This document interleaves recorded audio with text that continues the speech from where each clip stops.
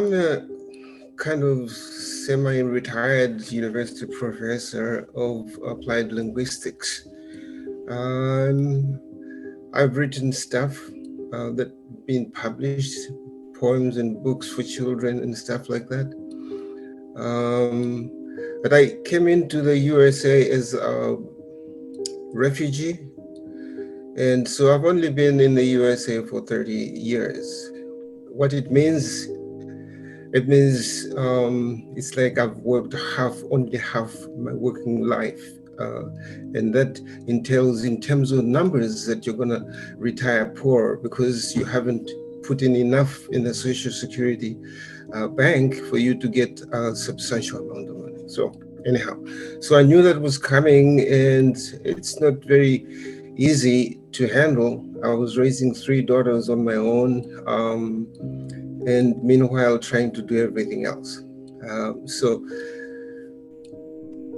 long story short, I actually got to a point where I actually did get to be homeless in Boston. My last assignment, I taught at the University of Boston, hoping that they would give me a longer tenure position, but I didn't. So I stayed in Boston and ran out of money, and in the end had to surrender myself to a homeless shelter. So I mentioned that in order to let people know that you think you're down and out.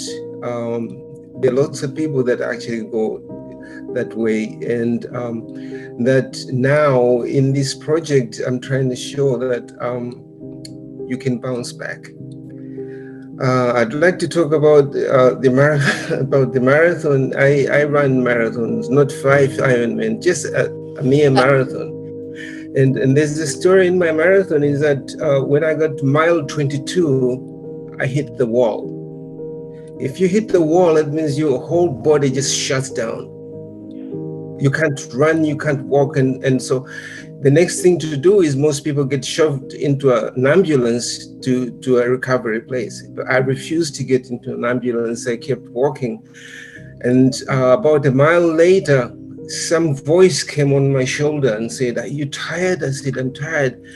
And I didn't even have the strength to look into the face of the voice.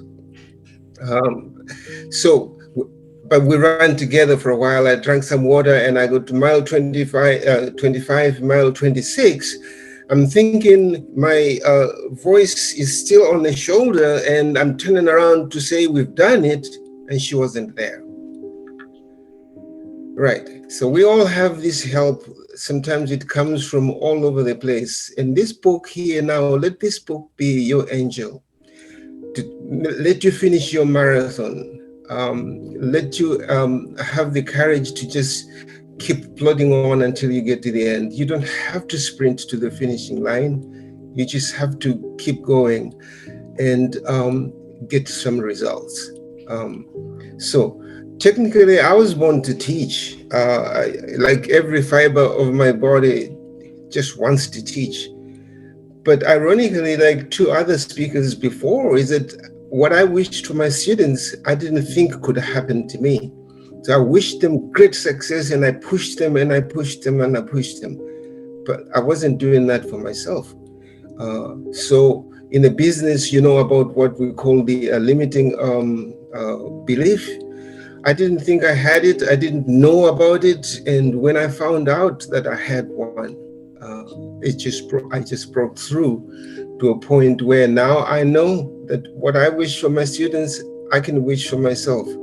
And not only that, that actually success is very possible, not for every other student, for my students, but for myself too. So I have the courage to go do the dream. I have the courage to ride the wishes. They say they're not horses, but yeah, go ahead and grab them and ride those wishes to success.